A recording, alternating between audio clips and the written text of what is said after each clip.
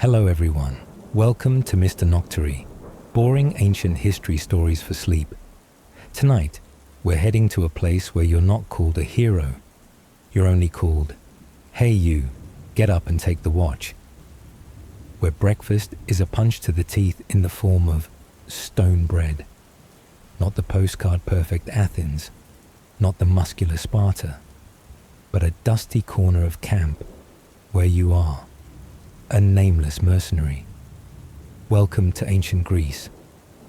Before we begin, if you truly feel this is a good place to shelter during the night, hit like and subscribe, but only if you really want to.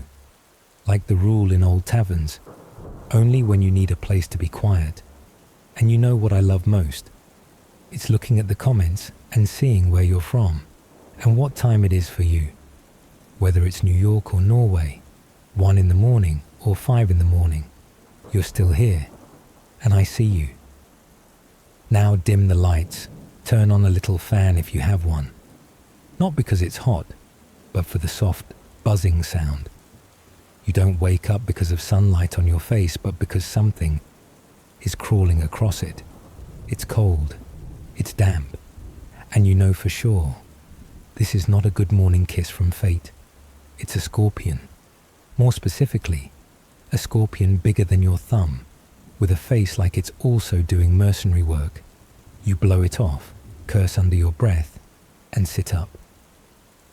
The sky above you is still grey, as if the night refuses to leave. The air is dim, just enough light to see dust floating like poor man's fog. You shiver, not sure if it's from the cold, or the feeling that your back kissed the ground all night. Probably both. Your cloak has slipped off, revealing a thin layer of dust on your skin like wartime foundation. Next to you is a chipped shield. You used it as a pillow all night. Every time you turned, your cheek scraped against its edge, sharp as life's disappointments. The sword is pressed to your belly, not for romance, but because in this camp, careless sleeping is a one-time thing. No mattress, no pillow, only dirt, the smell of sweat, and a sore back that feels like Ares rode over it last night. Around you are coughs, groans, and the snoring of other survivors. In the corner of camp, someone's muttering prayers to Hermes, not for money, but for not being picked for morning watch. Another soldier is sharpening a blade, the scraping sound reminding you death is always scheduled, just not announced. They're sleeping on the ground too, one with his leg over a shield like a broken dream. Another has wrapped a blanket over his head, maybe hiding from reality, or from the smell of his own feet. A breeze slips through the tent flaps. It's not cool. It carries dust, dry mud, and the whisper of a debt not yet due. You yawn. A yawn as long as Athens' history. And you ask yourself, what am I doing here? No answer. Just a growling stomach and numb feet, reminding you that even dreams don't let you skip morning shifts. A voice rings out, as harsh as if the sun itself flinched. Get up, you forsaken son of Poseidon. Want Hades to let you nap forever? On your feet you lost heirs of Hermes. You wince. Not because of the insult, you're used to those, but because the start of a new day always makes you feel like the last piece of armor someone forgot to polish. You put your cloak back on, tie your sandals, shove your regrets deep down, and stand up. Another day of being a mercenary begins with scorpions, shouting, and a cracking knee joint. Not exactly poetry, but it's real. You drag your feet to the cooking area, if you can call a pan on 3 rocks a station. Smoke rises from the campfire, carrying no scent, no promise, just ice sting, and a reminder that dust doesn't just live on roads, but in your throat. In your hand is a wooden bowl, and in it is something grey, thicker than tears, but thinner than hope.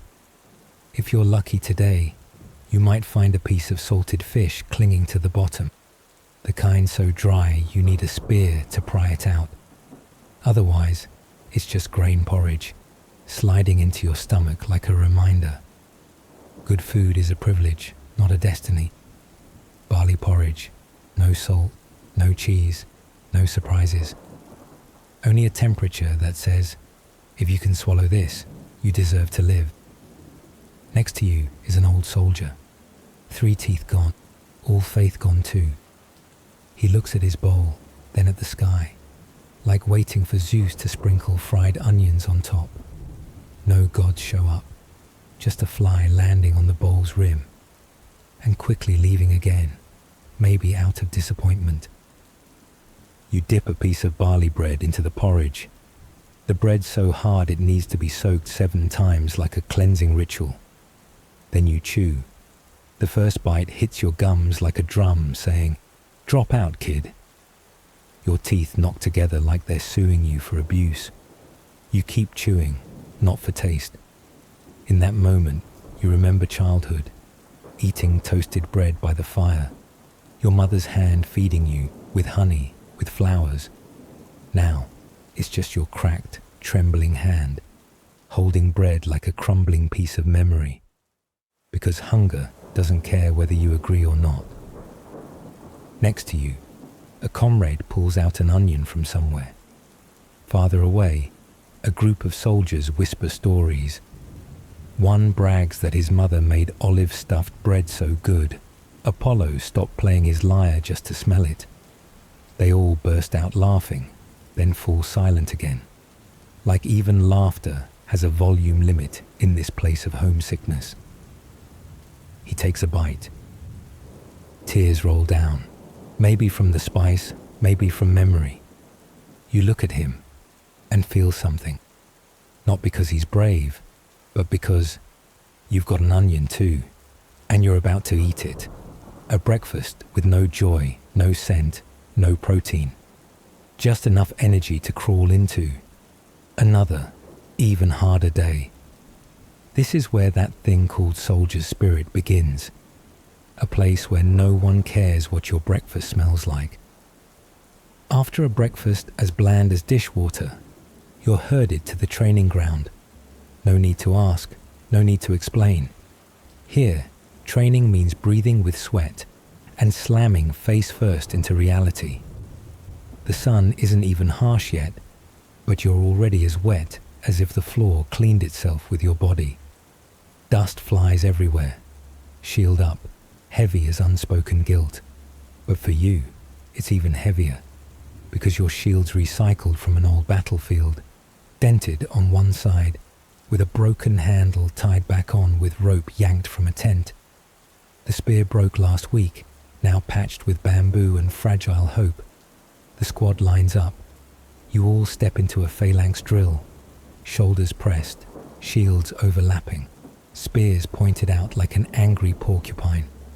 You try to keep pace, but always a half step off, which earns you a jab in the butt from the guy behind you. He hisses, "This is phalanx, not folk dance, you clumsy potato."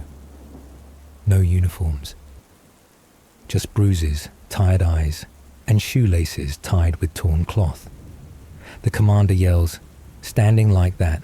What, inviting the enemy to kiss your nose?" Your spear's shaking like my grandma's leg.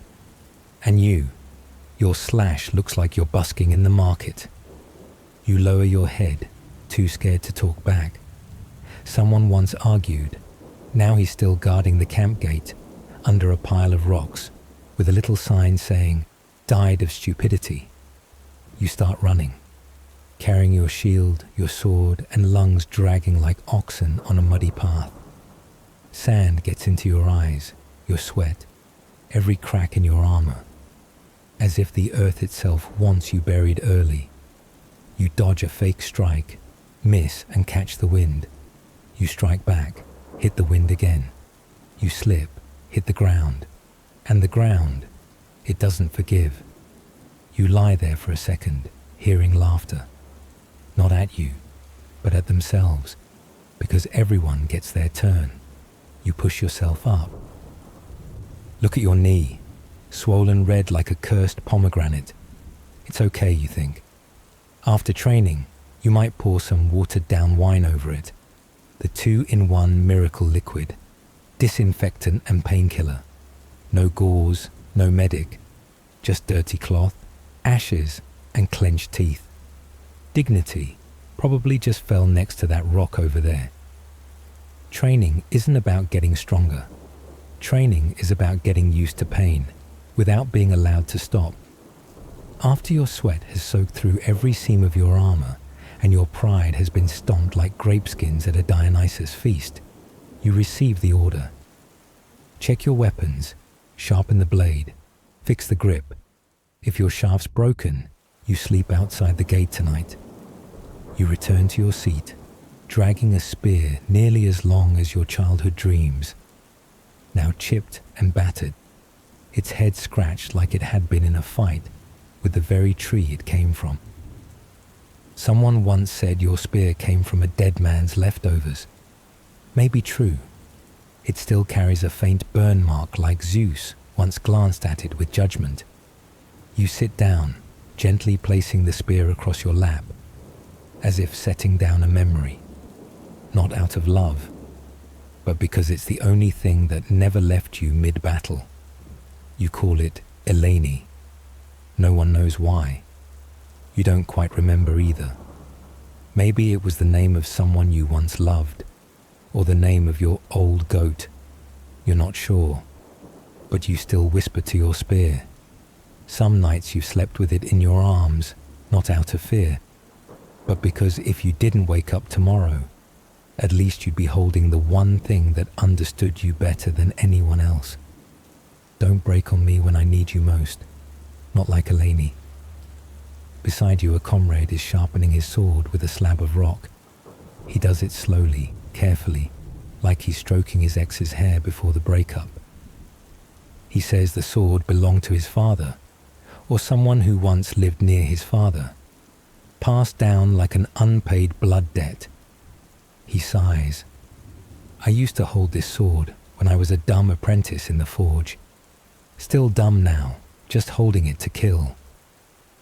You look back at your shield, a large dent, probably from yesterday's strike. The grip is rotted. You've tied it back with torn cloth from your sleeve. You lift it up. Your hand trembles. Not from weakness, but because you know. In battle, this shield is the line between a name and a body no one collects. You once saw a guy break his sword mid-fight. Instead of fleeing, he charged the enemy with the broken hilt. He didn't survive, but his head was later stuck on a spear by the enemy, as a warning. Don't bring cheap gear to war. Your weapon doesn't shine. It wasn't forged by gods. It has no heroic tale, but it's yours, and it, like you, hasn't broken yet. After a training session that dried your throat, bruised your knees, and scraped your dignity, you shuffle toward the smoky pots that look like they're boiling the ashes of mourning. Food, porridge, still porridge.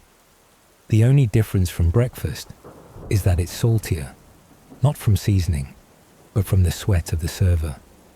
You hold the bowl, your hands shaking slightly, not from hunger, but from hope wrestling with reality. You look down. The surface of the porridge has a faint, oily sheen, glimmering like a dream, abruptly extinguished. No one speaks. No one laughs. A guy tries to tell a joke, but barely gets halfway before the man next to him glares like he's throwing a spear. Not because the joke was bad, but because laughing might spill the porridge. And today, no one has enough energy to waste food. Only the sound of spoons tapping bowls, and a few sighs that sound like life itself, is being digested slowly with every bite. A soldier next to you stirs his bowl in despair. Has anyone ever told you this porridge used to be the god's feast? No. Me neither. I just want to believe that, to help it go down. You nod. even if you don't believe it, there's nothing to refute either. You're not sure anymore if you're chewing because you're hungry or just out of habit. Your taste buds took the day off, and flavor is just a memory now. You take a spoonful. There's a rumor today there'll be salted fish. You look around. No fish in sight, only salt. The porridge remains porridge, with a bit of hard bread that could be used as a weapon if you were ambushed. You eat slowly, not to savor it, but because you're not sure there'll be dinner.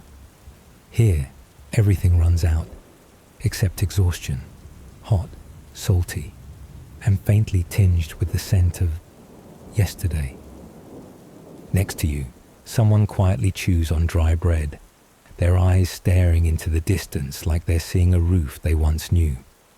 A hand that fed them, a father's grumbling, and a pot of sour soup not found in history books. That lunch, no meat, no greetings, no wishes for a good meal. Only silent sadness stirred into the porridge, and the eyes of those eating who aren't sure if they'll eat again tonight. After lunch, and breathing like someone who just climbed a mountain, with their face, you're assigned to stand guard. You, South Post, switch shifts if you're still alive. No one asks if you're okay. No one cares if you can see in the dark. Guard duty means standing there, like a tree that shivers but isn't allowed to shed its leaves.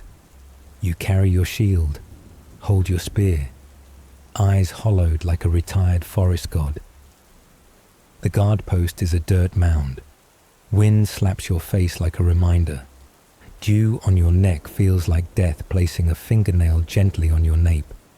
It's freezing, but you dare not shiver, because shivering is fear speaking softly. And here, fear is a luxury reserved for those with choices. This is nature. You're just an uninvited guest. You stand there silently, spear against the ground.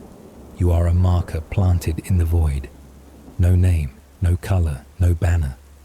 Only your shadow stretching across the sand, and every breath a thread barely holding your existence in this world.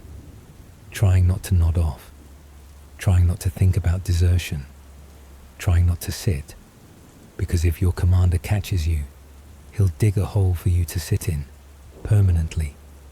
You once saw a guy fall asleep on guard. Next morning, he was tied up, dressed in a red skirt, and paraded around camp as a living lesson.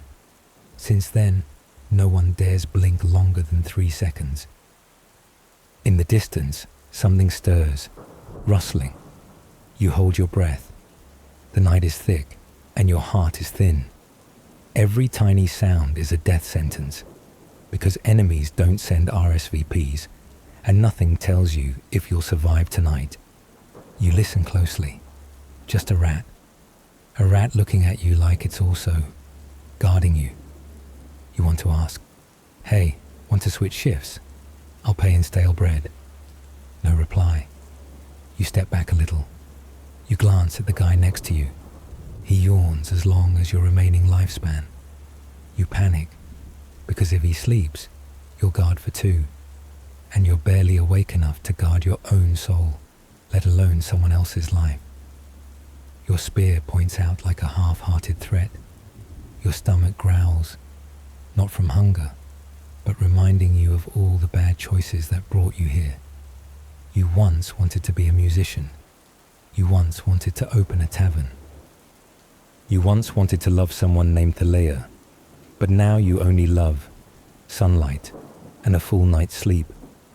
Guard duty is when you stand there, between sky and earth, between command and exhaustion, and realize silence is also a form of screaming.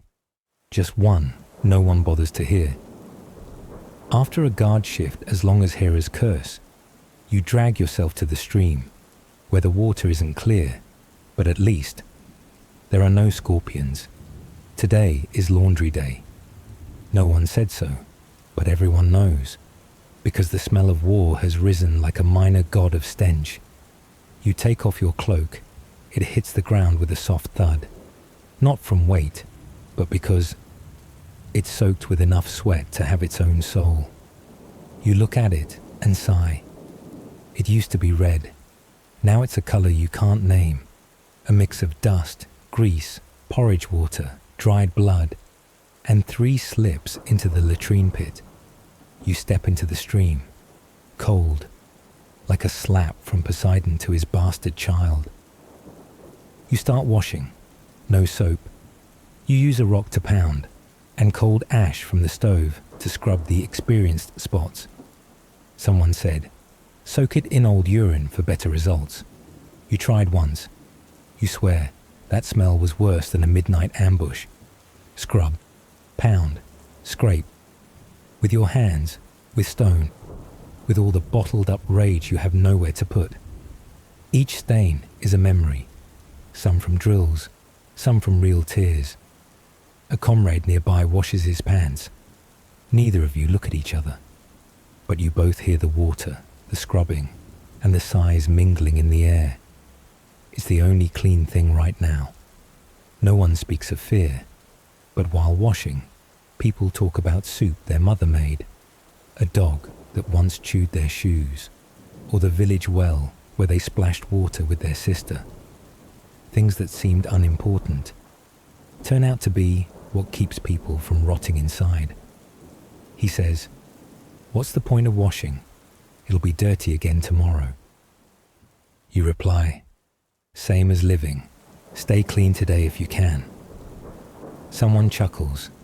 You smile too, because when you scrub blood off your cloak, you're reminding yourself you're still alive to do it.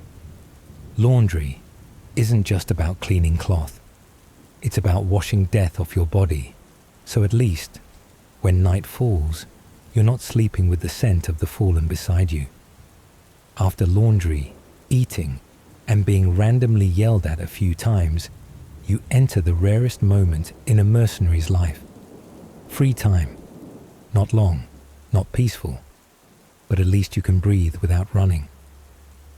A young guy sits under a tree, eyes dreamy, reciting poems by Sappho, ignoring the flies circling him like a backup band. I love you like a warhorse loves the open road, like a shield loves a brawny arm, like the last bowl of porridge loves a pinch of salt. That last line was probably his own addition. No one complains, because poetry here is over-the-counter pain relief. Another guy reads a poem about the commander's butt. Every line rhymes with heavy and disaster. The group laughs like they just conquered a fortress, even if it's just the fortress of boredom. Across the way, some are playing a game of hitting a helmet with rocks. Others play knucklebones, a primitive dice game using goat ankle bones. The winner gets extra bread. The loser gets the night watch shift. Simple rule. Hit the helmet, you win it. Dent the helmet, you swap it with your own, more dented one. You don't play. You pick up a dry leaf, fold it into a boat, then crush it. You start lining up pebbles, not for a reason, just to keep your hands busy and your mind attached to something. You collect stones, not to throw, but to find ones with strange shapes, a hard to explain, easy to soothe kind of joy.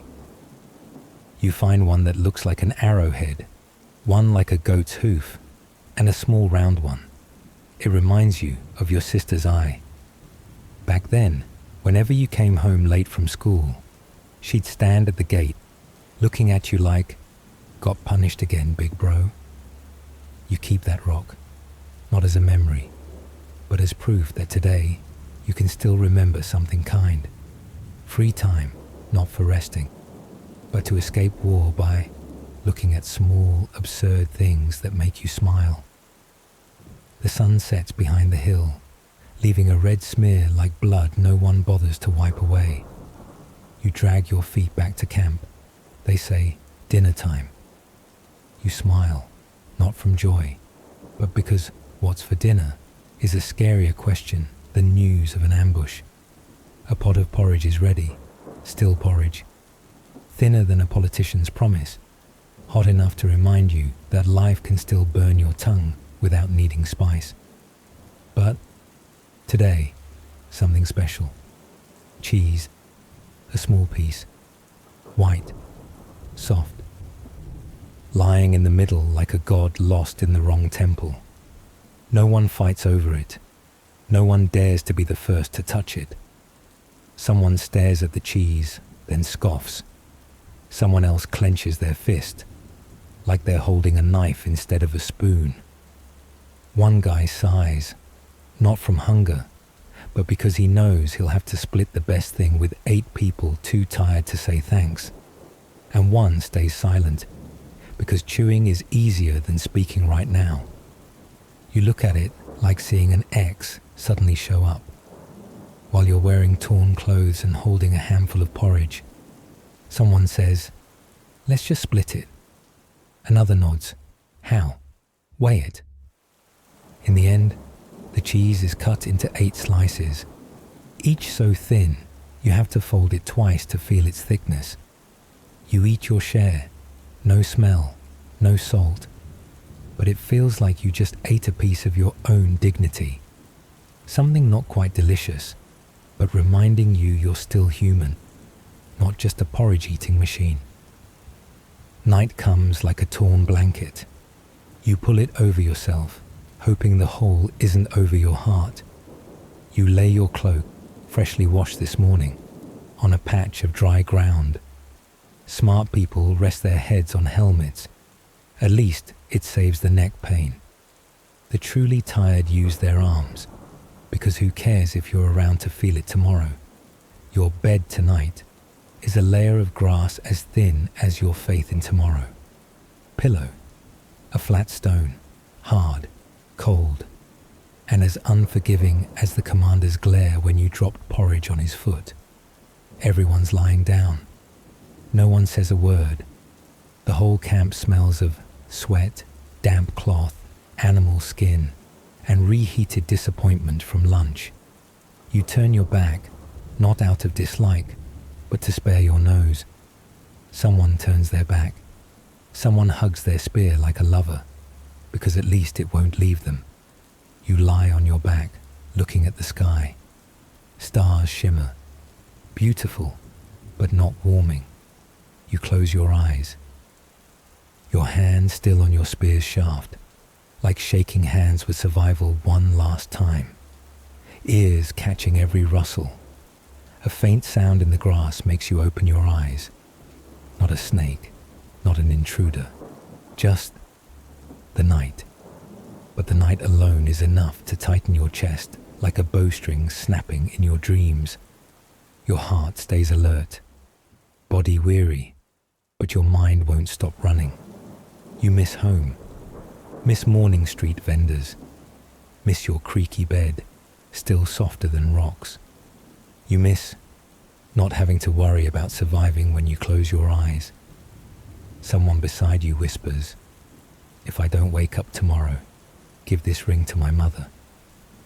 You nod, like every night, though you're not sure you'll wake up first to do it. You don't cry. No one cries, because crying in a war camp is a luxury, just like dreams. Sleep, not for resting, but to escape life for a while hope lies down beside you. You're still not asleep. Not because you're on watch, but because something in your mind refuses to quiet down. You think about the ones who once slept here before you, who's still alive, who's turned to ash. Someone once lay right where you're lying, also resting their head on stone, also hugging a spear, also hoping to make it through tomorrow. Were they any different from you? You suddenly realize, every morning, no one calls you by name. Just, "Hey you," or the night guard. Or worst, "Where's the guy who got hurt yesterday?" You once had a name, but in the army, that name disappears like words carved into sand. After every gust of wind, you're only called by your function. Guard, stab, drag bodies.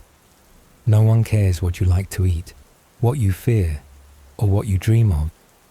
That name was given by a mother somewhere, in a house with a stove, a wooden bed, and the smell of someone's hair dried in sunlight. What do you have now? A scar on your shoulder, a pair of worn-out sandals, and a name that only you remember. You mutter it to yourself like a spell. No one else knows, but as long as you remember, you are still alive. Your name doesn't need to be carved on a tombstone, as long as it's not forgotten by the person carrying it. You don't need a statue, but you once thought you'd live and die at home, beside grape fields and evening voices. Now, you live among strangers, eating nameless porridge, and asking yourself, who am I, if I'm not fighting anymore? You just want, at some point, someone to know you once lived, not gloriously, not famously, just present, breathing, frowning in pain, and laughing without teeth. Maybe one day, when the war is over, if someone digs up a broken brooch or a poorly stamped coin, they'll ask, whose was this? And you hope that someone will say, it belonged to someone. No one remembers the name. But they once washed clothes, once carried a spear, once collected strange stones to dream with, and once split a piece of cheese 8 ways. Not all who survive become legends, but anyone who still feels pain is real. No one wakes up at 7 years old and shouts, "Mom, I want to be a mercenary." No one writes a love poem that ends with, "To you," from a dusty camp with cracked heels. And yet, at the end of the day, you're still lying on the ground, holding an old spear, wondering, why are you here? Not because you love war, not because you're addicted to blood, but because you once had debt. Someone you loved needed medicine. You were kicked off the vineyard for not affording seasonal rent. You joined the mercenary ranks, like a man stepping into a swamp because there was fire behind him. And once you're in, you keep walking because standing still means sinking. Someone once said, mercenaries are emotionless killers for hire. You laughed. You've killed, yes, but emotionless? You remember every guy who marched beside you, their snores, their blisters. You once shared half a piece of cheese with someone crying in the dark. You're no hero, no martyr. You're someone who needed to live. And to live, sometimes you had to fight for hire, but not lose yourself. People don't become mercenaries because they want to, but because the world doesn't let them be anything else. But if they can still share pain with one another, then they're still human. If you're still here, that means you've survived one more day with us. A day without poetry, without music, without flowers, just salty porridge, dirty clothes, cold wind, and a piece of cheese smaller than your dreams. Maybe you're not a mercenary. You don't carry a spear. You don't sleep on stone. But if you've ever been exhausted in the middle of the night, ever hid your tears beneath a thin blanket, ever asked yourself, do I still matter in this world? Then you already understand them. We don't need to be legends. We just need, in some corner of the world, someone remembers we existed and tried. Sleep now, night watcher. Tomorrow may not be easy, but at least you're no longer alone in this darkness. Aeti.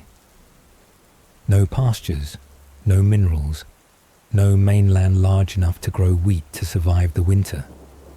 Venice, in the 13th century, was a living paradox. This city was not born as a capital or political center.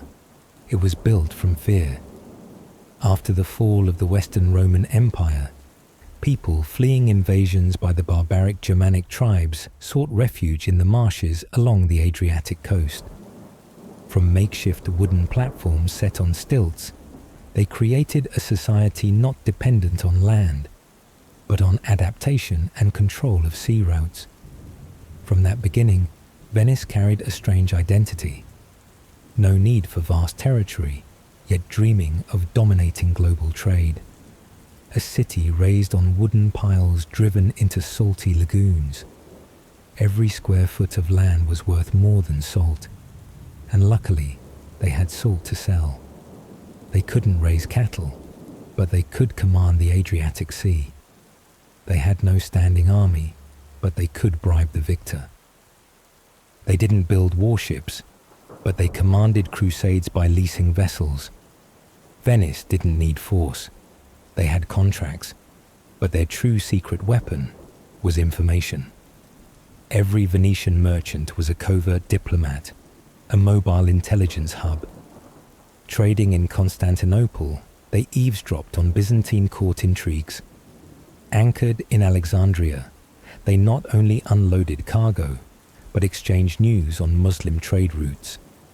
They knew who was marrying whom, who was ill, who was plotting a coup, and they traded that knowledge as goods, credit terms, or well-timed silence. In a world without journalism or telegraphs, Venice was the neural center of rumor, and rumor was currency. They had a unique political structure, a republic without a king. While much of Europe was carved up by feudal lords and dynasties, Venice was run by a parliamentary system, led by an elected doge, not a hereditary monarch, but a chief executive.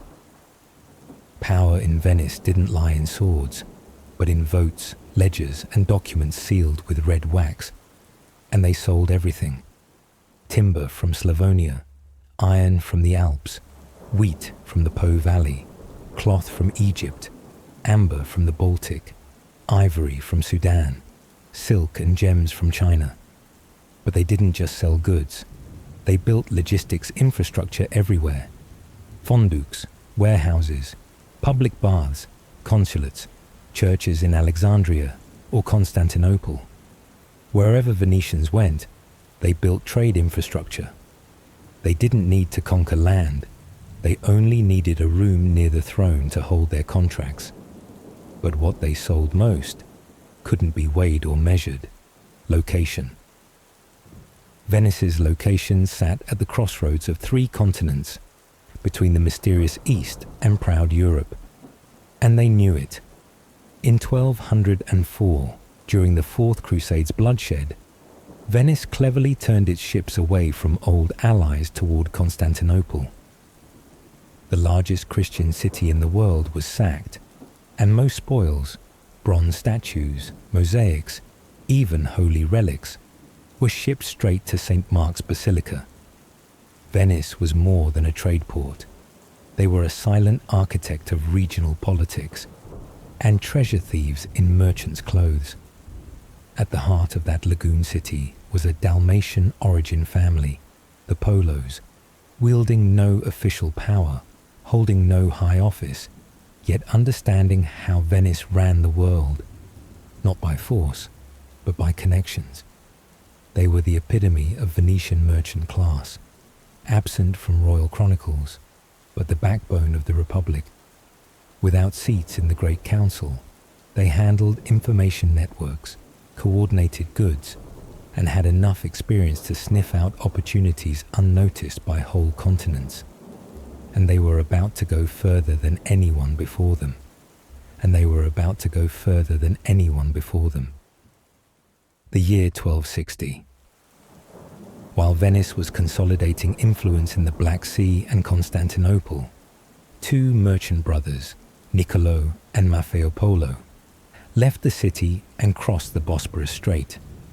They were not envoys, not nobility, not glory seekers.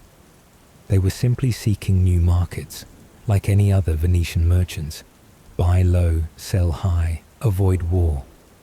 But this time, they crossed beyond the usual boundaries of commerce. From Constantinople, they crossed the Black Sea to Crimea, then entered Tatar lands, the western branch of the vast Mongol Empire under Batu Khan. These were lands not for travelers with fixed itineraries, Only a few years later, civil war between Mongol princes forced them to leave. Power struggles between the Ilkhanate in Persia and the Golden Horde made the route from Sarai westward impassable. Trade routes vanished overnight. Safe bridges became battlegrounds. In a world without fixed borders, political conflict didn't just kill people, it erased their path home. And instead of turning back, the Venetian duo pressed onward, in the opposite direction. Unable to return to Venice, they were compelled to forge a new route. A strange decision, leading to a historic turning point. Instead of retreating, they plunged into Central Asia. In Bukhara, in Transoxiana, a crossroads of desert, valleys, and unbelievable tales, they stayed 3 years. This city was a must-stop on the Silk Road, where Muslim, Buddhist, Zoroastrian, and Christian caravans met over tea. A city with no gates, anyone could enter or leave. In Bukhara, rumors traveled faster than horses. It was here that the Polos realized the East was not the end of the world, but where the world kept unfolding. No trade, no news from home, only an invitation from a stranger, a messenger from Hulagu, Viceroy of Persia, under Genghis Khan's line. The envoy said, "Great Khan Kublai, ruler of the East, wants to meet men from your distant west." Thus, 2 Venetian merchants, without credentials or protection, became the first Europeans in history to appear at the Mongol court as invited guests, not prisoners. Unlike prior envoys like Jean de Plancarpin or William of Rubruck, who came pleading, fearful, and anxious, the Polos arrived as merchants, unafraid, unbound by national power. Therefore, they were heard, not judged. They traveled to Shangdu, Kublai Khan's summer capital, in 1266. The greatest surprise wasn't the opulent architecture or cavalry overwhelming as ants. Kublai Khan was not only a warrior, he was an obsessively curious emperor. He built Confucian temples, invited Persian scholars as court advisors, and patronized Tibetan monks preaching in his palace. For him, knowledge was a weapon, not to destroy, but to rule by reason. An empire that wanted longevity couldn't rely on cavalry alone. It had to assimilate others' religions and languages. Thus, his words carried more than a simple request. The surprise came from the great Khan himself. "Return. Bring me 100 Christian scholars, those who can explain doctrine and save souls. I want to hear what your West believes. I want to compare." A Mongol Khagan, descendant of Genghis Khan, conqueror of half the world, asking for clergy. To Venice, this request went beyond trade. To Europe, it was an invitation and a theological challenge. And for the 2 men standing in the tent at Shangdu, it was an order that could not be refused. They departed with a letter sealed with the golden signet of supreme authority. Kublai Khan signed it like a trade contract, but instead of goods, he wanted faith. 3 years later, in 1269, they returned to Venice, letter in hand, but no clerics. Partly due to weather and illness, but largely because the European Church refused. No one wanted to leave Rome to preach in the distant East.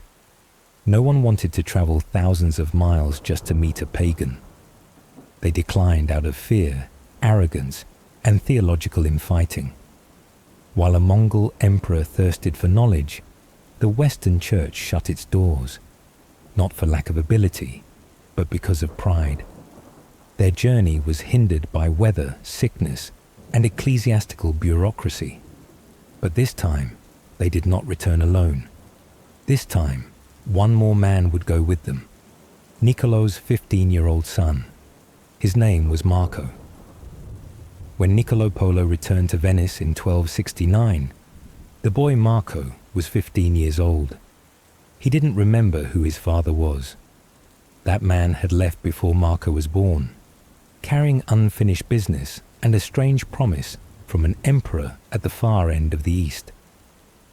Marco didn't grow up in a family, but in a city that knew how to systematize everything: commerce, information, power, and even childhood. After his mother died early, Marco was raised by Aunt Flora, a woman who represented a typical kind of Venetian wisdom, discreet and quietly listening. In the narrow alleys of Dorsoduro, Marco was raised not by power, but by memory. Venice had no central square, but hundreds of lanes forming a network. Just like Marco's life map, no clear destination, only unexpected branches. Marco learned the Venetian way, by mouth, by the smell of spices, by the wind from the sea markets. In the winding alleys of Dorsoduro, he passed shipyards, where the scent of resin-soaked wood filled the air like a silent lesson in craft. He heard oars slicing water on the Grand Canal and vendors calling from Levantine spice boats, learning to price a sack of pepper by looking at its shell's color. Dorsoduro was not the wealthiest place, but it was where people remembered the world's roots, by the dust on a merchant's cloak. He memorized the names of Levantine ports before he memorized every church. It was a Venice full of sounds and rumors, where an orange seller from Rhodes could tell tales of sea storms in Alexandria before the news reached the cathedral. While the rest of Europe was mired in theological disputes, Marco heard the price of silver in Trebizond and the amount of spice imports from Gujarat. This city was a living newsletter, where news traveled by ship, not sacred manuscripts, and Marco, from a young age, was part of that network. He could distinguish Baltic amber from Egyptian resin. He understood that speech was valuable when held back, and fine wine was often hidden beneath the deck. This city didn't need universities, it was the school. A Venice of 200,000 souls, yet only a few hundred merchant families actually controlled the flow of goods. Among them, the polos. Marco grew up with an incomplete map. Vast blank areas on hand-drawn pergament scrolls, rolled up and sealed with beeswax by sailors. Each blank was an empty spot for imagination, where people wrote, "Hic sunt dracones," "Here be dragons." It was not just a warning, but an invitation. Marco learned that the world wasn't unfinished because it was too far, but because no one was curious enough to go there. And precisely that uncertainty, that lack of data, made his youth thirstier than any real map. From boyhood, he heard tales of lands not yet believed real. Zipangu, where people had gold-forged teeth. A tree grown from desert soil that had produced Moses' staff. 3 mummies, said to be the 3 magi who brought spices to Bethlehem, sleeping in some temple in the city of Save. But most importantly, Marco was raised amidst an unfulfilled promise. A letter from Great Khan Kublai, a request for 100 priests, and a journey left unfinished. Now, with the Pope finally responding, but sending only 2 Dominican friars who immediately gave up, the Polos set out again. This time, they needed someone capable of completing the journey if everything collapsed again. Marco went along. His first meeting with his father didn't happen at a dinner table, but over a map. Niccolo showed him the route through Tabriz, how to redraw the course to avoid Golden Horde territory, and how to negotiate with Persians. They didn't need many words, because they shared one language, opportunity and monsoon wind.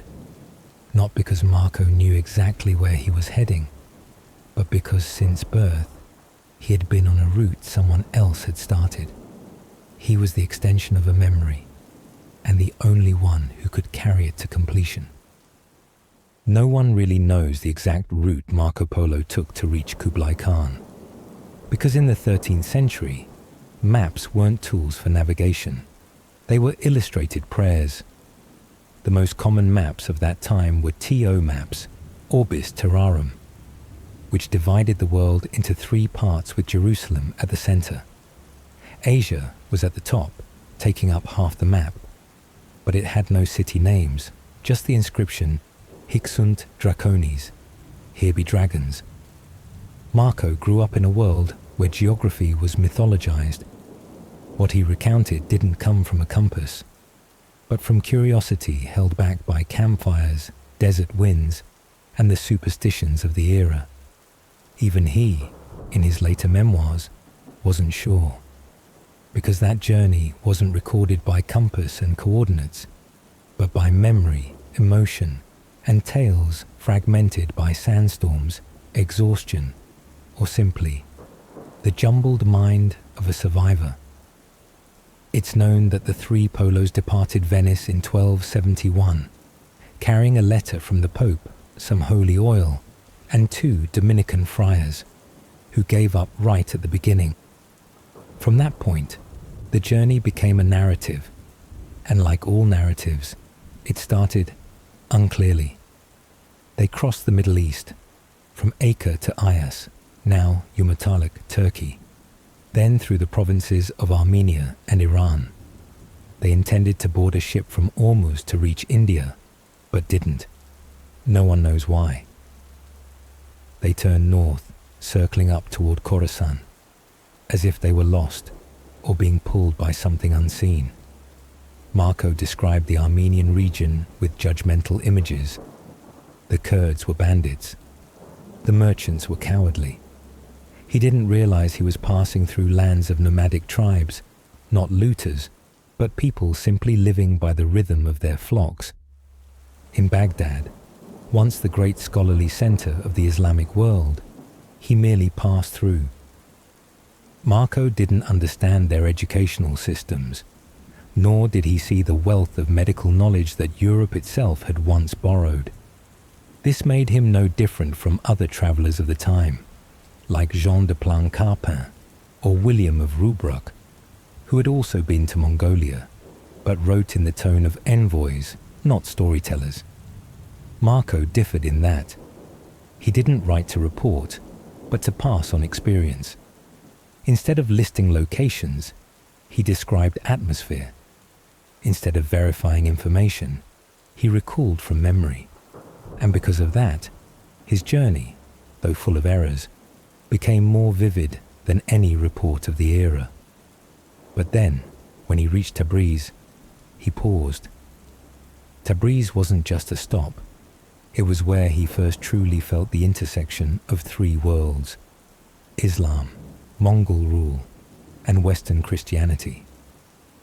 In the 13th century, the city was the capital of the Ilkhanate, a branch of the Mongol Empire that had adopted Islam, where Venetian merchants could use Genoese coins to buy Persian silk.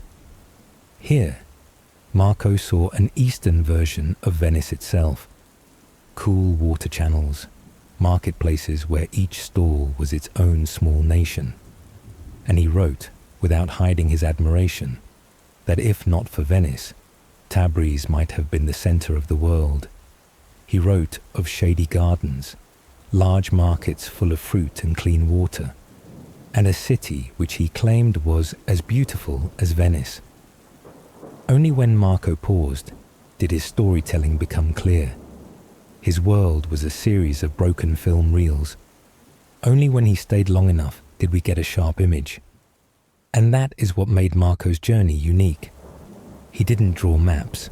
He recounted places through emotion. That was partly instinctual, but also what made him iconic. When most Europeans were illiterate, no one needed coordinates. They needed dreams, needed to hear of a faraway place where men could die for gold and women could fly on silk. Marco wasn't just a traveler. He was the first microphone placed on the far side of the Mediterranean. He didn't prove, he narrated. And that narration was the living podcast of the 13th century. A market remembered by the smell of resin. A city judged by how many spoke Italian or brewed tea. He was a traveller, but not in the geographic sense. He crossed boundaries of culture, religion, and even myth. In one city, he believed the three wise men from the east, the kings who visited baby Jesus, were still lying in a tomb there. Elsewhere, he claimed to have seen the staff of Moses sprouting from a blackened log in the desert. Truth? Maybe not. But in the 13th century, when maps were full of dragons and waves, storytelling mattered more than longitude and latitude. It was the only way for the world to hear itself. And in that world, Marco Polo, though he may have been wrong about the route, was right about the essence. The world isn't something to measure. It's something to be retold. When Marco Polo reached the land that is now Iran, he heard a name whispered among merchants, soldiers, and traveling storytellers. Alamut, a solitary fortress perched atop a rocky mountain, known as the Eagle's Nest, and according to those who came before, home to a secret sect, the Islamic assassins, the Assassini, or Hashashin. As Europeans distorted the Arabic Hashashin, a term their enemies, often Sunnis, used as a slur. Though the original meaning related to hashish, there is no historical evidence that these warriors actually used drugs. Marco's repetition of the word only reflects how the West misinterpreted, or simply embellished, the things it couldn't verify. Marco Polo wasn't the first to mention them, but he was the one who made them famous across Europe. Before him, the West had its share of political assassinations, like Julius Caesar's death, or bloody intrigues in papal courts. But no one created legends. Only when assassinations came from the east, from a mysterious mountaintop fortress, did the story become mythic. Perhaps because Europe always needed a mysterious other to feel justified in its own self-image. He claimed that at Alamut, the sect's leader, the old man on the mountain, created an artificial paradise. There, young men were drugged, then awakened inside palaces filled with wine, beauties, and honeyed streams. And when they emerged from that dream, the old man would say, "I can send you back to paradise if you serve me unto death." A cheap price for heaven. Marco believed it and recounted it as though he had gone there himself. Meanwhile, the real history of the Hashashin, or more accurately, the Nizari Ismailis, a branch of Shia Islam, was entirely different. According to contemporary Islamic records, Alamut was not only a military base, but a center of knowledge. It housed libraries and scholars studying astronomy, philosophy, and medicine. For over a century, they preserved independent learning amid hostile surroundings. But there is no mention of paradise gardens or wine and beauties. Perhaps because such things were unnecessary when you truly had knowledge. They were not drugged sleepwalking killers. They were an oppressed religious minority, building fortress networks to defend themselves, and using targeted assassination strategies aimed at military and political figures harming their community. Some Seljuk court records confirm that their victims were often rebellious generals, oppressive officials, or traitors. They didn't act to sow random fear, but to send a clear message. We can't defeat you by numbers, but we can choose the time. They didn't attack civilians. They didn't loot, and especially, they left no trace. And that is what was truly terrifying. Marco, as many European storytellers of his time, couldn't grasp the sharp political strategy beneath the mystical facade. So he turned them into legend, seductive, dangerous, and easy to frame as Eastern monsters. In medieval Europe's eyes, the Hashashin were the perfect blend of strange and terrible. They were the ninjas of the Islamic world, even though reality was far more complex. The word assassin, long divorced from its Islamic context, entered Western dictionaries as a global symbol. A killer in the shadows, specially trained, utterly loyal, capable of shifting history with a blade. 1/3 truth, but the whole story. And so, Marco's tale, even if false or exaggerated, left a deeper mark than 1,000 accurate history books, because he didn't just record the world, he rewrote how people imagined it. Hashashin, whether they existed or not, became a symbol of fear, of power, and of that invisible force no map could chart. While Kublai Khan built empires through ceremony, armies, and bureaucracy, the Hashashin embodied an opposing kind of power, silent, flexible, non-negotiable, and flagless. They were the shadow behind golden gates, a reminder that in every era, a silent world operates beyond the reach of empires.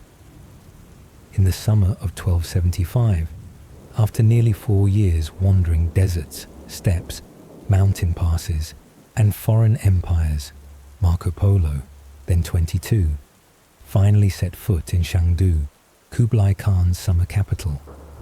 And like sunlight flooding through an unopened window, Marco first felt both the glory and the danger of flawless empire.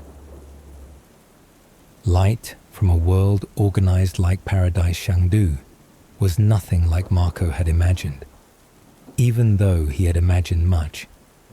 The city was designed on an ideal model, a central palace surrounded by gardens, markets, and walls, like a physical version of Divine Mandate. The architecture reflected both East Asian cosmology and Mongol nomadic instincts, a city within a city with gates facing north, south, east, and west, where the center was always the meeting point of heaven and man. Marco, raised amid the damp, narrow alleys of Venice, now walked in an order so vast he felt both small and summoned by some metaphysical logic.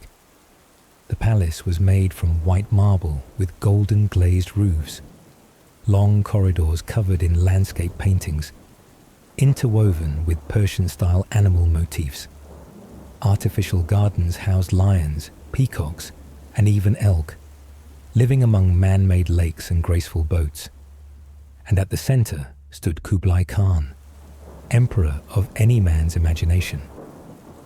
He was more than a warrior.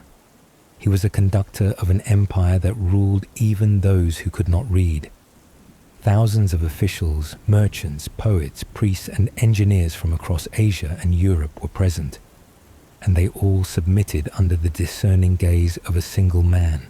And the darkness, Marco didn't know whether to fear or admire Shangdu, was also where Marco first saw the supernatural subtlety of power. Here, paper money printed from mulberry bark was accepted, because anyone who refused disappeared. Lavish nightly feasts hosted 100 Ongaret women. They rotate every 3 days. But no one dared to stare longer than permitted. A colossal machine, elegant as a music box, but powered by silent fear. During an assassination plot against Kublai in 1282, only the finance minister died, one once trusted absolutely by the emperor. When the emperor learned of his involvement in embezzling the treasury, Kublai ordered his body dug up, dismembered, and fed to the dogs. Then he executed the whole family. Marco recounts this as the end of innocence. In his later pages, his tone slows, more detailed and somewhat hesitant. Where the line between civilization and violence becomes blurred, Shangdu taught Marco a critical lesson.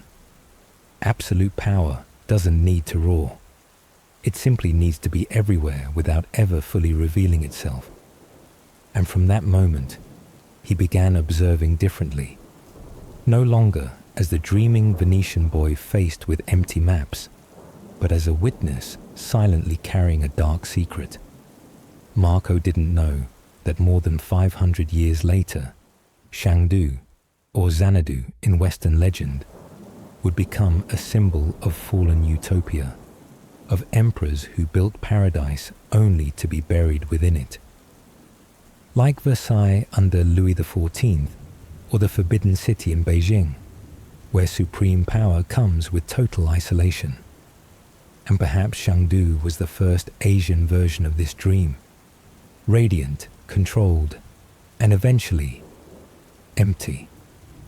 Shangdu, where the brightest light cast the deepest shadow, Marco arrived, recorded, and survived. But he was more than a traveler.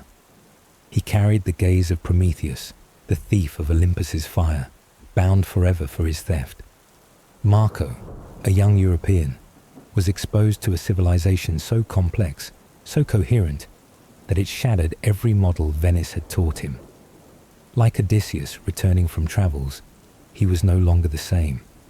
But unlike Greek myth, Marco didn't sacrifice blood. He paid with unerasable awareness. But back in Venice, rumors traveled. He never slept well again, because some places, even after you leave, cast light that continues to shine on you, along with the shadow that comes with it. After months in Shangdu, where Marco Polo first touched both the light and the darkness of power, the Venetian caravan set out again. But this time, the journey was no longer a challenge. It was a mission of observation. And Marco, without maps, cameras, or GPS, became a recorder of the world through his eyes and curiosity. A traveler among nameless worlds. From the mountain passes of Tibet to the misty valleys of Yunnan, from dense bamboo forests to the sun-drenched plains of southern China, Marco followed envoys and imperial troops. On this route, he passed through Dali, a once independent kingdom where Theravada Buddhist temples lay hidden among the peaks, and kings wore saffron robes like monks. Marco was astonished to see a government run on temple bells and incense, no swords, no armor, no cathedrals. He wondered, did all power structures need violence? Or could faith and lengthy ritual replace an army? Every place he described not only the landscape, but the people, customs, laws, clothing, language, even the scent of hand-washing water. In Zadandan, the country of golden teeth, he wrote that the people had a custom of coating their teeth with thin gold sheets and used seashells as currency. Moreover, the region forbade killing. Residents lived off milk, fruit and grains, avoiding taking animal life. Though living among mountains and forests, they behaved like an open monastery, honoring both nature and unseen spirits. No trickery, no royal ceremony, just a small mountain society with its own logic needing no approval. Elsewhere, he described a reverse childbirth ritual. The father lay in bed for 40 days, while the mother worked the fields. This custom, called kuvad, was recorded in some ethnic minorities in southwestern China. At first, Marco was surprised and a bit unsettled, but the more he watched, the more he saw that the oddity lay not in the act, but in its inner logic. In that society, sharing pain was a duty, not a gendered one. And to Marco, perhaps civilization is knowing how to take another's suffering. A surprising custom. But for Marco, the strangeness was not the difference, but that everything had order. A living map, but never complete. The further he traveled, the more Marco understood. What he wrote could never be the whole truth. He could not speak every language, understand every faith, or grasp every historical context, but he recorded with one instinct, respect for the existence of the different. Instead of drawing maps with precise borders, Marco created a living map where boundaries were the smell of spices, the voices of market calls, the color of fabrics, and the shape of camels hauling salt. And the southern capital, where the apex of civilization became a paradox. Eventually, Marco arrived in Hangzhou, the former capital of the Song dynasty, and he was overwhelmed, not by war or power, but by refinement. Hangzhou had more than 12,000 stone bridges, he wrote, and every street had tea houses, baths, bookstores, and massage shops. Marco wrote as if lost in a dream. No one hurried. Everything flowed slowly, like a poem in water. But that very calm gave him chills, because for him, and perhaps for Kublai Khan too, the absolute peace of the southern kingdom was exactly the reason the Song court could not resist an empire approaching with horses and ledgers. A lesson Venice could not teach Marco saw what Venice could not teach him, that a civilization could die by being too complete. Hangzhou was the paradise of tea shops and scriptures, but left no space for a soldier.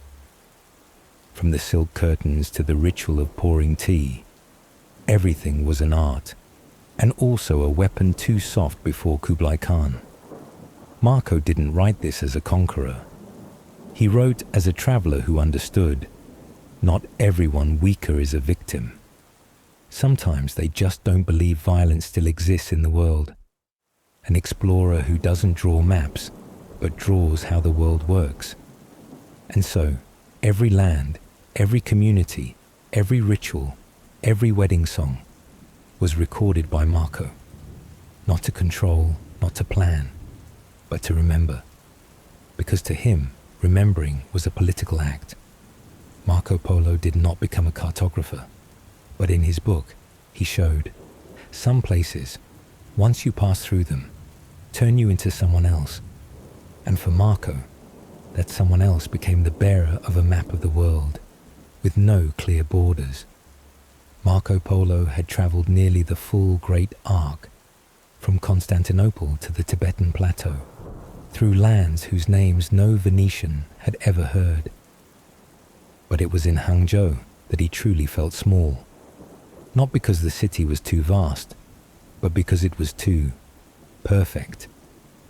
A dream come true, or too real to believe.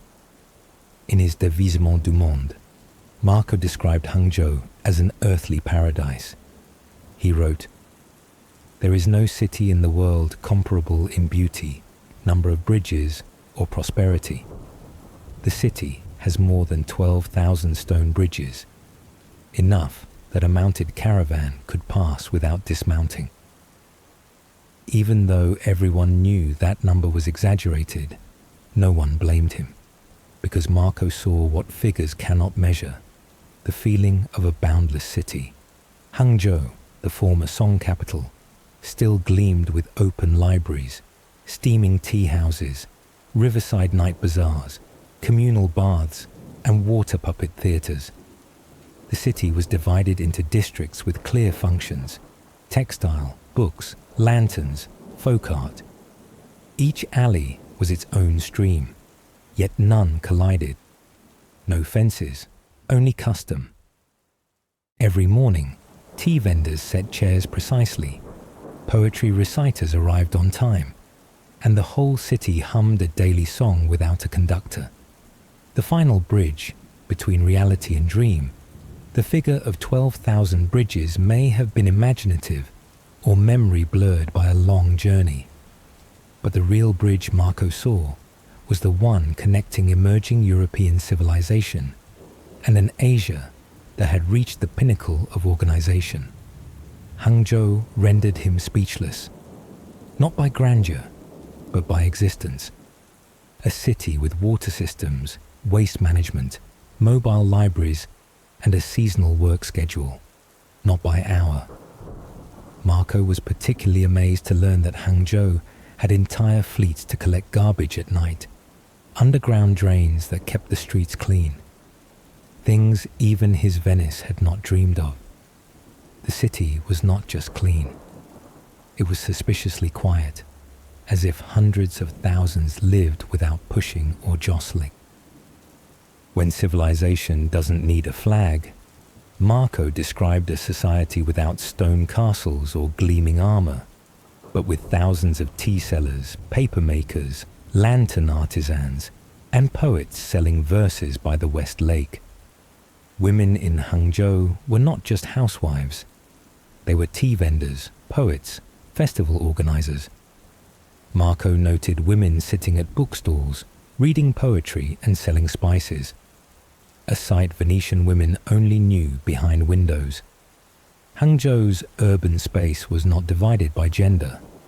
It was filled by both halves of society. A country that didn't flaunt force but made him, a Venetian, feel like rereading what power meant. In his world, power was strength.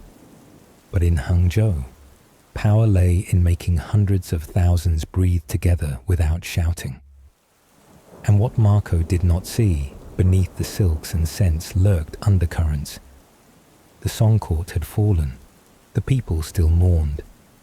Muslim, Indian, and Persian merchants appeared with increasing frequency. And the Mongols, while ruling, were still seen as barbarians by Chinese scholars. Marco didn't notice, or didn't write about, those tensions.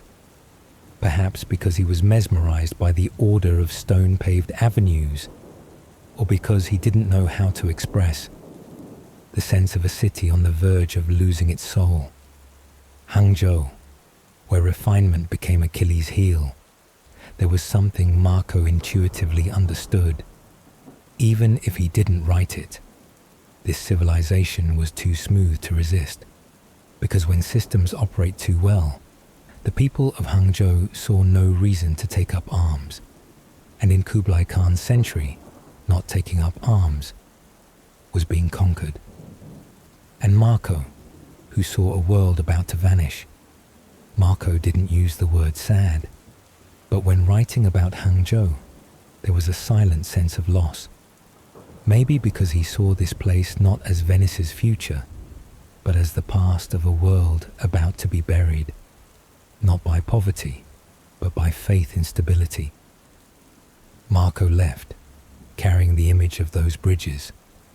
Maybe not 12,000, but enough that in his memory, Hangzhou was the one place where every current, physical and spiritual, was seamlessly connected. Marco Polo remained in the East for 17 years. He served under Kublai Khan, documented, observed, and adapted. But eventually, as all expatriates do, he wanted to return home. No one knows whether it was homesickness for Venice, fear of the Khan's death, or an unnamed weariness. Only that when the chance arrived, he did not hesitate. A princess, an ocean, and 14 ships. In 1291, Arghun Ilkhan of Persia requested to marry a Mongol princess. Kublai Khan agreed and designated a 17-year-old maiden, Kokochin, famous for her beauty and gentle disposition. Marco Polo and his family, experienced seafarers, were assigned to escort her by sea. This became one of the longest maritime voyages of the 13th century, across the misty Indian Ocean, where maps were mere guesses. They departed China on 14 large vessels, laden with ivory, jewels, silk, soldiers, physicians, cooks, and tribute. Beyond the diversity of goods and personnel, the fleet was a miniature world of the Mongol Empire. Persians, Han Chinese, Turks, and even Nestorian Christians. Marco described how meals had to be organized separately due to religious and cultural conflicts, an indication that the Mongol Empire was expanding not just on maps, but also in tolerance of profound diversity. Sumatra, where Marco realized he still knew nothing. They stopped at Sumatra, a tropical island currently south of Malaysia. There, Marco Polo encountered beliefs, customs, and creatures he had never imagined.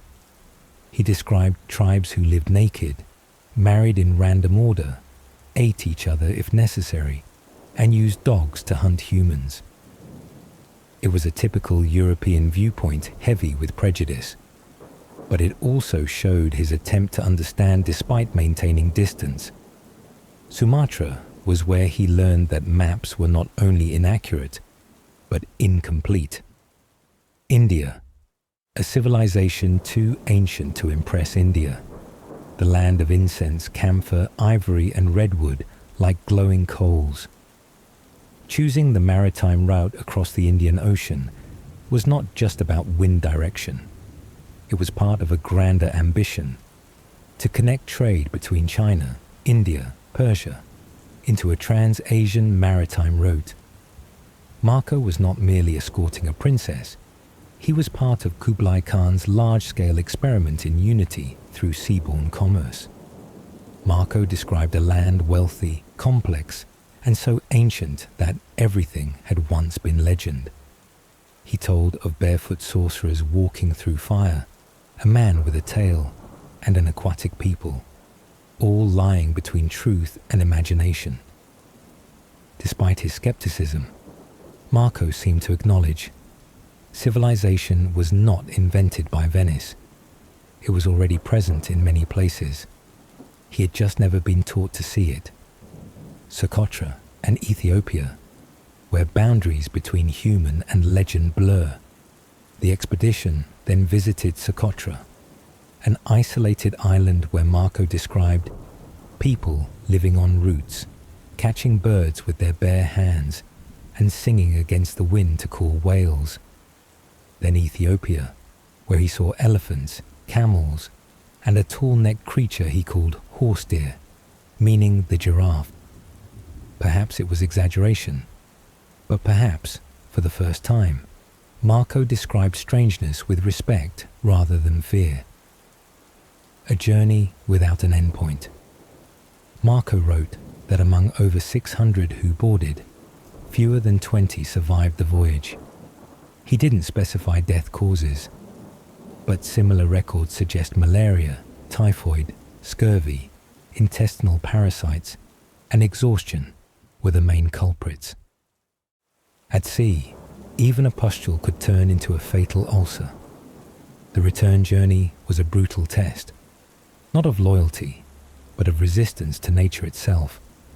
Scorching sun, deadly winds, guano-laden seas, disease, storms, and cultural clashes made the voyage a slow retreat. It was not a triumphant return, but a conscious survival. Across an ocean without maps, where no support existed beyond memory. Marco, not an explorer, but a witness.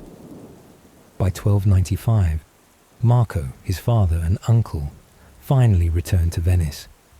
They brought gold, gems, and unbelievable stories. But their greatest treasure was the gaze that had witnessed both bizarre phenomena and universal truths. Marco no longer needed to travel to be called a traveler. He understood. The journey doesn't end when you land, but when you accept the world will never fit neatly in your mind. Marco Polo returned to Venice in 1295, after a quarter century of wandering. But the first thing he received was not honor, but doubt. A nobleman nobody remembered Venice had changed. After 25 years, the alleys no longer recognized his name. Friends failed to recognize him. Even the city government suspected the Polo family, with their strange attire, jeweled belt, and absurd tales of China, of being impostors, frauds, or madmen. Marco, who had traversed radiant civilizations, found himself proving his identity in the place where he was born. Imprisoned by local history, in 1298, during a naval battle between Venice and Genoa, two trading powers clashing for control of the Mediterranean, Marco was captured and imprisoned by Genoa. The battle at Curzola was a crushing Venetian defeat. Over 7,000 were killed or captured, and Marco, now a ship commander, was identified and imprisoned. Ironically, he was imprisoned by those with whom his father had traded.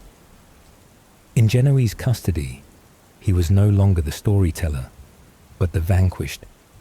Yet in prison, he began to tell, and transformed military defeat into a victory of remembrance. Within 4 stone walls, he met Rustichello da Pisa, a writer of tales about knights, dragons, and imaginary lands. Rustichello was no historian.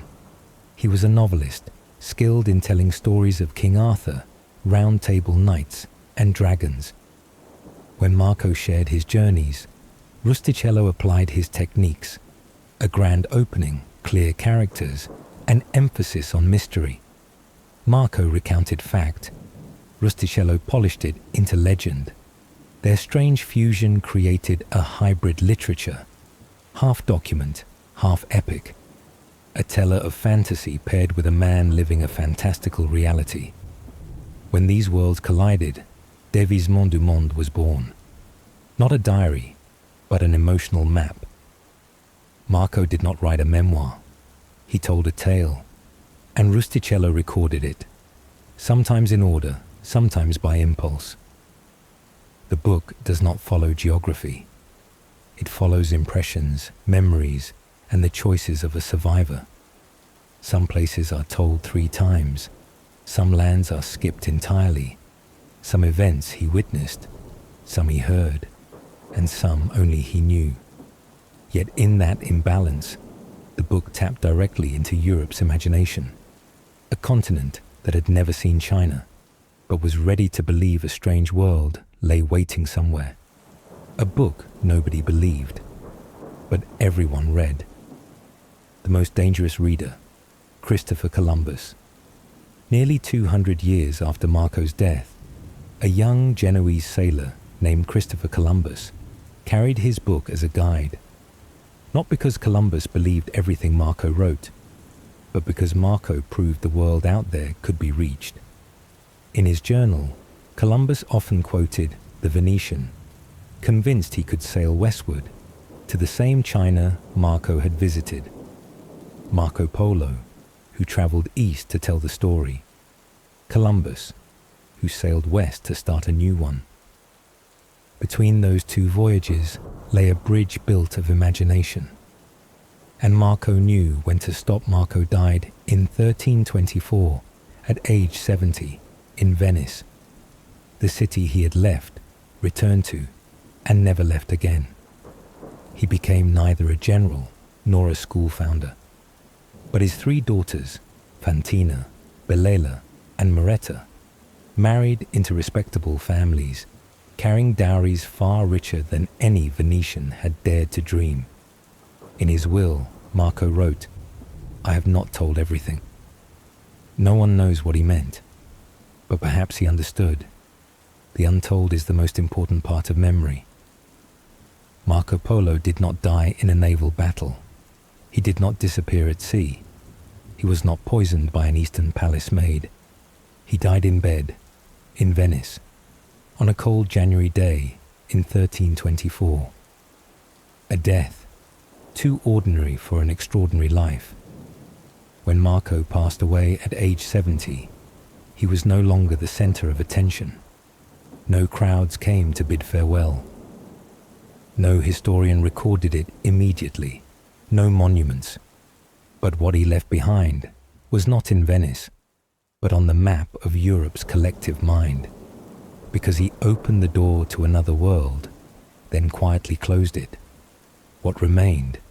3 daughters and a will Marco left to his 3 daughters, Fantina, Belela, Moretta. Not a throne or land, but a name known across Europe, along with a dowry steeped in the scent of incense, silk brocade, and jewels from the East. His will revealed something curious.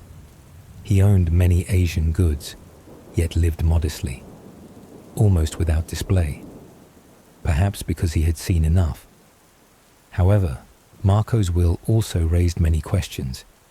He bequeathed assets to his daughters, but did not mention many treasures he once claimed to have brought from the East. Some historians suggest either he sold them all, or some never existed at all. Others theorize Marco intentionally withheld part of the story as a way to bury secrets with himself. I haven't told half of what I've seen. Marco's most famous line wasn't in the book, but on his deathbed. When priests, friends, even skeptics asked him, "Did you fabricate?" Marco replied, "I haven't told half of what I've seen." That line was both a confession and a taunt, a way of saying, your imagination is small compared to the fullness of what the real world contains. No more voyages, but people began to walk. After Marco's death, ships did not choose to stay docked. The book he recounted in prison became the compass for a century of exploration. Names like Columbus, Vasco da Gama, Magellan, all carried Marco's spark about the East. Marco died, but he made it impossible for others to remain still. A grave, not a monument, yet a name immortal, no grand mausoleum, no bronze statue in a central square. Marco was buried at San Lorenzo Church, a modest locale. San Lorenzo is not a center. Unlike the doges interred in grand basilicas, Marco lies in a small corner with few visitors. His grave, if it existed, has been completely lost. Some scholars believe his obscurity made him harder to forget. No place to kneel, yet Marco Polo lives on as a symbol that needs no temple. But the name Marco Polo became the keyword for every voyage, every daring game, every childhood memory shouting names underwater. From Chinese restaurants in America to shipping lines, airports, even video game characters, Marco Polo is reborn in every pop form. And most who call his name do not know who he was. That doesn't dim his image, it strengthens it. He became a depersonalized memory, yet a collective legend. He did not die. He is repeated in cultural memory of all humankind. Some people travel thousands of miles, then vanish from every history book. Some never leave home, yet their ideas redraw maps. Marco Polo was a third kind, traveled far, saw much, told just enough, so others could not stay put. A storyteller, not a conqueror. Marco did not set up colonies. He did not invent the compass. He did not build fleets. But the things he told, from Kublai Khan's banquets to the 12,000-span bridge in Hangzhou, became the standard image of the East for over 200 years. Columbus did not believe Marco's maps were correct, but he believed they were worth trying. Stories move people, without needing to be entirely true. We often think history is written by truth, but sometimes history is triggered by the right story, plausible enough to make people take the first step. Marco didn't need you to believe him. You just had to want to know more, and then you would leave port. Immortality is not in medals, but in a journey that never ends. No one can verify every detail in Marco's book. Some is true, some is false, some is fiction. But no one denies that after him, the world grew more curious, and no one wants to live their whole life in a city without stepping beyond its walls. A man who opens a window without needing to step through it. Marco symbolizes a simple truth. Sometimes history doesn't need another hero, just someone who tells at the right time, in the right place. And then others will draw swords, chart maps, weigh anchor, and die far away. Marco didn't need to do it. He just needed to make them want to.